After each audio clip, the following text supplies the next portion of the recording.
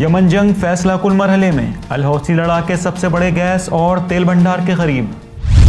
यमनी सेना और अल हौसी लड़ाकों ने तेल की दौलत से मालामाल मारिब स्टेट में एक अहम फौजी अड्डे पर कंट्रोल हासिल कर लिया है और सऊदी लड़ाकों को पीछे हटने पर मजबूर कर दिया है।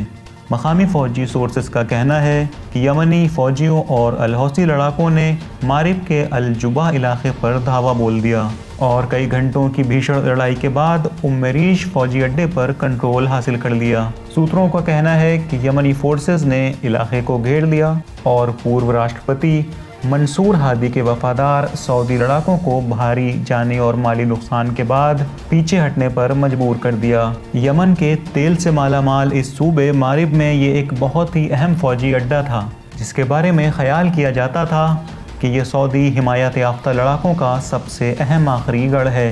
यमनी फ़ौज और अल हौसी लड़ाकों ने दुश्मन लड़ाकों के खिलाफ बैलिस्टिक मिसाइलों और भारी हथियारों का इस्तेमाल किया।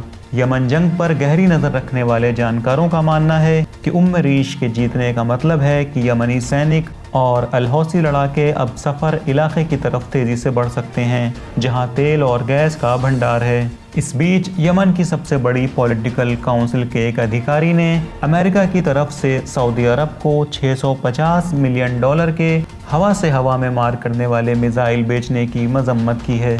मोहम्मद अली अल हौसी का कहना था कि अमेरिकी राष्ट्रपति जो बाइडेन ने भी ट्रंप की पैरवी करते हुए ये जाहिर कर दिया है कि उसे यमन में अमन से कोई लेना देना नहीं है और वह बड़े पैमाने पर मानवाधिकारों का उल्लंघन करने वाले हमलावर सऊदी अरब का समर्थन जारी रखेगा।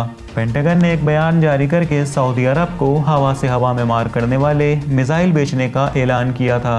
सब्सक्राइब करिए विलायत न्यूज़ को और ताज़ा न्यूज़ अपडेट्स की नोटिफिकेशन आप तक पहुंचती रहें, उसके लिए बेल आइकन दबाना ना भूलें।